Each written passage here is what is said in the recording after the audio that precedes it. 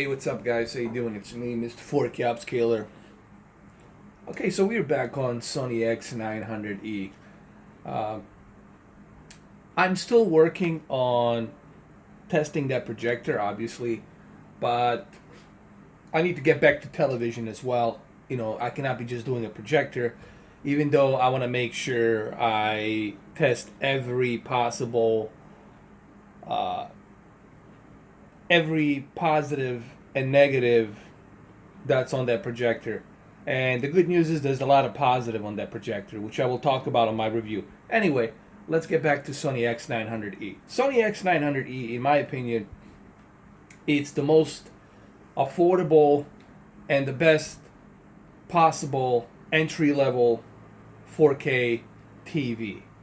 That's going to give you that nice premium 4K look to it and quality to it. It's not OLED. It doesn't have that OLED quality. However, the one thing it has going on, it's a lot of features, and for the price, okay, $1,500 is still expensive. I think you can get it for $1,200, but it's still, the reason I say entry level, because it wouldn't be fair if I say it's the premium line, because 930e is the premium line of Sony. But this is its cousin, 900e. It's an entry level to the premium line. So let's just say it's an entry level to a premium line. But if you want the top of the premium line, then you got to go with 930e. And then, of course, Z9D is like the elite. That's the way I look at it. I look at entry level premium, top of the line premium, and then elite premium. That's the way I look at it. You guys can look at it differently. This is the way I look at it. So the whole point here is going to be for me to show you how to calibrate your Sony 900e on the Apple 4K TV.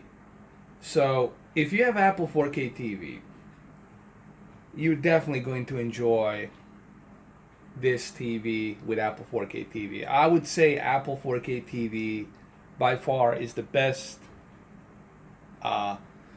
streaming 4K device that will give you plenty of 4K content, more than any other device out there, both in static metadata and dynamic metadata, meaning HDR10 and Dolby Vision, which are the two formats. They're kind of going head to head with each other, even though they come from the same cloth. Okay, do your research, you will find out they come from the same cloth, but they're different. Okay,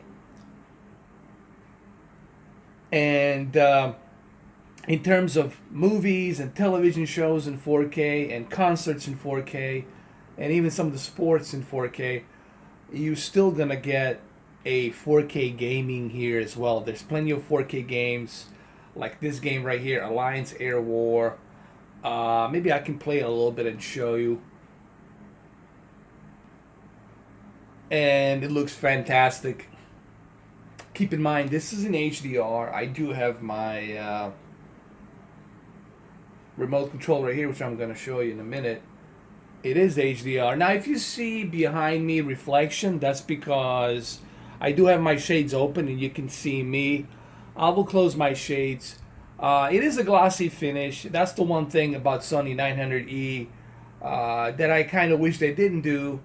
I like matte finish. It's a glossy finish. But if you put it somewhere where that's not going to affect that glossy reflection finish, then you'll be okay. Alright, so let's get back to this. As you will see right here on the display, if I click display, you will see that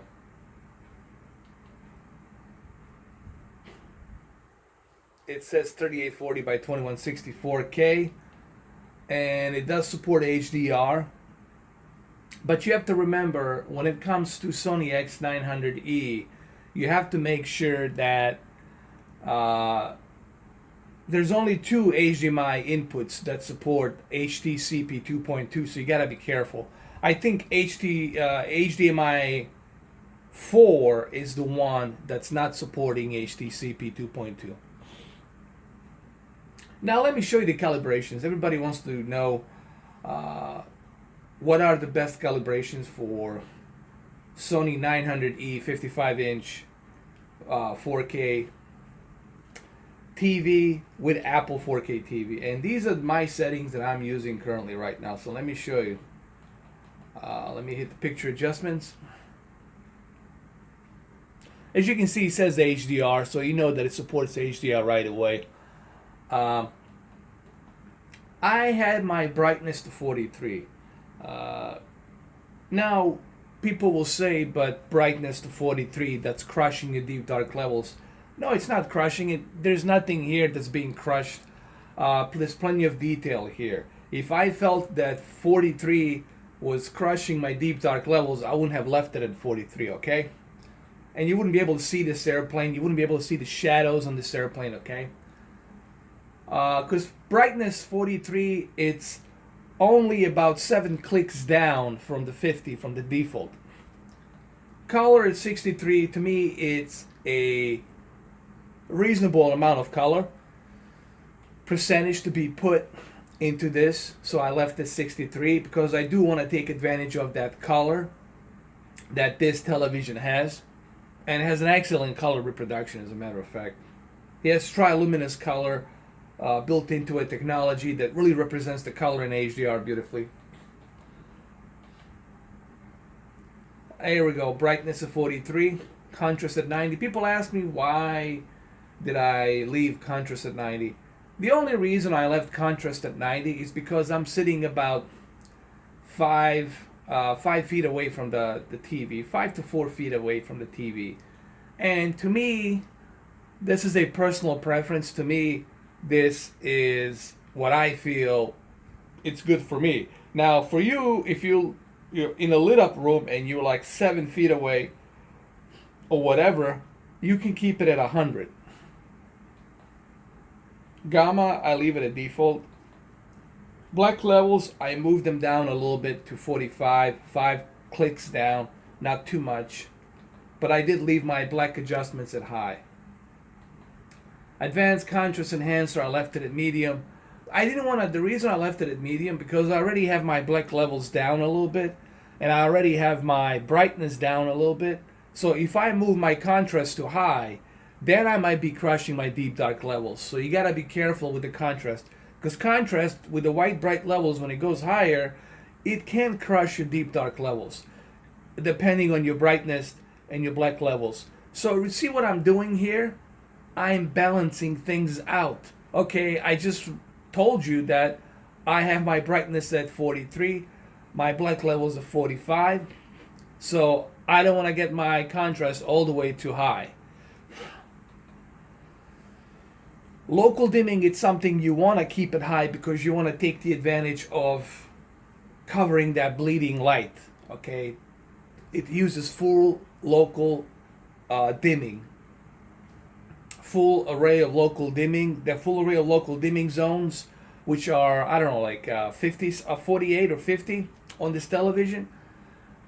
And if you keep full array of local dimming to high, then you're not going to have any of that bleeding brightness of light coming from the edges or from top to bottom. And extended dynamic range, I also left it at medium because I don't want to crush my deep dark levels, so I left it at medium. So hopefully this shows you how I calibrate. You have to really balance things out. Okay, if you have your brightness down a little bit, if you have your gamma down a little bit, and your black levels a little bit down, you don't want that contrast too high, because that contrast too high will raise the white brights and it's going to crush your deep darks. So you got to be careful on how you calibrate. You have to balance things out, guys. It's like cooking. It's like a recipe. You know what I mean? I wish that I could show up at every and each one of your houses and calibrate the TVs for you, just so you can see what I'm talking about. But this is the best I can do through a YouTube video. All right, let's go back to color. Like I said, color 63. I felt that leaving color temperature at warm, to me personally, is the best. Okay, this is just my own opinion because I don't like to have too much of the that cold and too much of that yellow. Color temperature warm on this Sony X900e, it's not too much yellow. Unlike Samsung, where it just raises it all the way to the yellow, has a little bit of yellow tone, but not too much. Remember, we are reducing that blue UV light, and that's why I leave it at warm. Live color, this is something I use to enhance the brightness of the color. Okay, and that's what this thing does. It enhances the brightness of the color so the color looks more vivid, especially in HDR.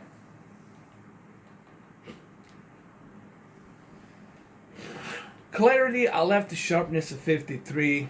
I went 3 notches up a little bit, 3 clicks up, because I want to get a little bit more of vividness, because this is a 55 inch, it's a small screen, it's not a big screen, so I want to see a little bit more clarity. And hold on a sec. And this stuff down below, it's really not that important. I would leave everything on automatic, and I would leave the smooth gradation, leave it at low. This gradation is really not that important, and this is a very technical aspect. I don't want to get into this, but it's not really that important, okay? No one's going to be using this feature to begin with. It's not going to make any effect. Random noise reduction and digital noise reduction, all of this stuff, I keep it on automatic. Reality creation, keep it on automatic. Motion flow, I keep it on custom. Smoothness at 3. And Cinemotion, I keep it at high. Clearness, I keep it at 0. And you never have to really mess too much with the motion flow, because Sony's TVs with the X1 chip, they have the best motion flow that I have seen. Meaning they have the best soap opera effect that I have seen. So if you love sports and you love soap opera effect, the Sony will give you the best possible soap opera effect, okay? In terms of HDR mode, HDMI video range and color space, a lot of people have been asking me about this. To be on the safe side, because I don't know how you're connecting your TV through a receiver or whatnot, or maybe different outputs and pass-throughs, keep everything on automatic. Let the chip decide what type of cable you're using and everything. To be on the safe side, leave everything on automatic. Okay? So that's pretty much what I'm using here. Okay? That's pretty much my adjustments here.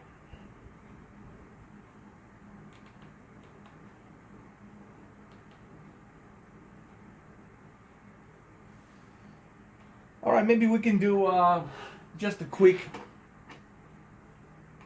gameplay here. Let's take off. I'm using my remote control. It works well. It has a motion sensor built into it. But as you can see, it looks great, especially for a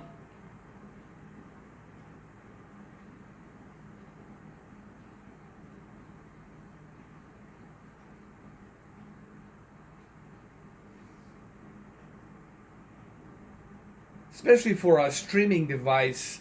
You guys have to keep in mind, all of the games there are on this Apple 4K TV, they support HDR and Dolby Vision. So not only are you going to be getting a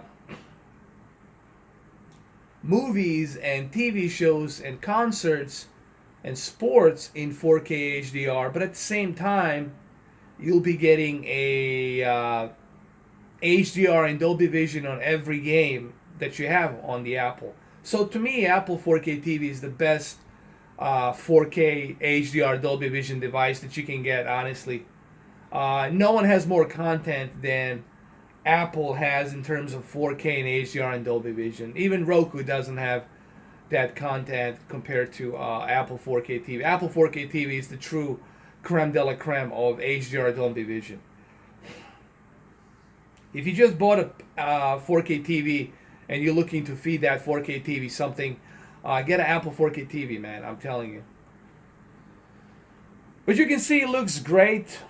I think the calibrations that I used here are definitely great for Sony X900e. Maybe I can show you Terminator a little bit here before we end this video, just to show you how Terminator 2 looks. I'll show you a couple of stills. And as you can see here, Terminator looks fantastic on the 4K and HDR here. I really don't know why so many people complain about the Terminator 2. I have both the 4K HDR disc Blu-ray version, and I have a digital streaming version, and both versions look fantastic. And Apple 4K TV version looks fantastic as well. Also, Apple 4K TV has the best streaming of 4K, better than Vudu. Trust me, better than Vudu. I looked at Vudu, I compared Vudu, and I compared Apple. Apple has better bit rate, man. I measured the bit rate. Apple gets about 48 Mbps to 50 Mbps, while Vudu gets lousy 28 to 29 Mbps. So Apple 4K TV has a higher bit rate. Apple is a multi-billionaire, close to $1 trillion company, man, next to Amazon, and they have the best possible servers. Okay, they have the best possible servers that the money can buy, so therefore their bitrate technology will be much better processed. And of course, here's the famous scene, LA River. Obviously, they built that wall. By the way, they built that wall on the side of the LA River on Havenhurst Avenue. For those of you who live in LA, you know what I'm talking about. So actually, you can go to this location, this exact same location where this movie was filmed, as a matter of fact, if you live in LA, if you look in the map. But anyway, as you can see, it looks great. I just paused the video here. This calibration settings looks amazing on Sony 900e. And Sony 900e, to me, has the best deep dark levels for a LED. For an LED TV, these are some of the outstanding black levels that you're going to find on a LED TV. Is it better than Samsung KS8000? In terms of deep dark levels, in terms of motion flow, it's good. But in terms of color, I would say that Samsung KS8000 has a little bit brighter color. Okay, a little bit brighter color. That's due to the over 1,000 nits of peak brightness. But still, 900e. To me, Sony 900e, it's an excellent choice. It's an excellent choice to get your feet wet for $1,000 or $1,200, depending on the size. If you go with a 65-inch, you're looking at like $1,500 or $1,600. It's still an expensive TV. It's not a cheap TV, but you do get a great quality, man. And as you can see here, I just paused the video and it just looks fantastic. Looks fantastic, man. Sony 900e, this calibration, make sure you write it down. Make sure you guys write these calibrations down. This is why I do these videos, so that you guys can write them down. And if you have Sony 900e, which I assume most of you do, you can implement these applications. Try it out with your Apple 4K TV. The picture looks fantastic, looks sharp. I think you guys are going to love these calibrations. Please do try these calibrations. Rewind the video, write them down, and I guarantee you, man, I hate to sound like a goddamn salesman, because I'm not, but I guarantee you, you will love these calibrations. Try this movie, Terminator 2. Try some of the video games. Try everything on Apple, and you will agree, wow, these are great calibrations, man. I'm really enjoying my 4K TV now. So try these things out. This is why I do these channels, to help you guys out. Alright guys, so there you have it. Hopefully this video helps you out. For those of you looking to buy an Apple 4K TV and you have a Sony 900e, I think Apple 4K TV with Sony 900e, it's a great companion, and you're really going to enjoy your 4K and HDR and Dolby Vision content on it. Now, you do have to have a 930e to support Dolby Vision, because only 930e supports Dolby Vision. 900e only supports HDR. But believe me, HDR looks just as good as Dolby Vision. Dolby Vision was meant for a 12-bit and a higher peak brightness, okay? So that's why they call it dynamic metadata. I will talk about that in my separate videos about Dolby Vision to explain the difference, okay? But for right now, if you can get Sony 900e for $1,200 and you get this device for $200, so for $1,400 you can have both Sony 900e 55-inch and Apple 4K TV, and you can enjoy this beautiful content. Please do use these calibrations, guys. Pause the video, grab a pen and pencil, write these things down, try it out, and let me know what you think. If you don't like it, you don't have to use it, but let me know. Alright guys, thank you for watching. Take care.